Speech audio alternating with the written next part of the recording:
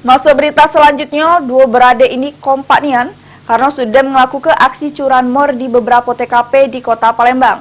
Namun aksi residivis kasus yang sama ini stop sesudah ditangkap oleh anggota Jatanras Polda Sumsel.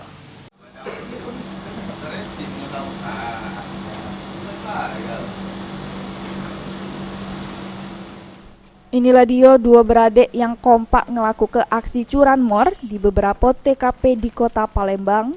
Keduanya ialah Jupri 46 tahun sama Adrian 30 tahun.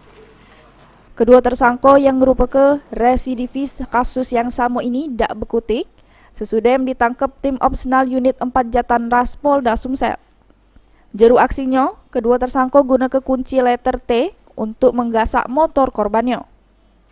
Dari hasil pemeriksaan, Kasubdit 3 Jatanras Polda Sumsel, Kompol Agus Prihandinika, menyebut kedua tersangka sudah beraksi 11 kali di wilayah kota Palembang. Lebih lanjut, Agus jelaskan, keduanya pun dijerat dengan pasal 363 KUHP. Dapat kami sampaikan bahwa kita ada mengamankan 2 orang pelaku pencurian kendaraan bermotor, mana keduanya merupakan saudara kandung. Dari hasil pemeriksaan yang bersangkutan telah melakukan pencurian kendaraan bermotor di 10 TKP di wilayah kota Palembang.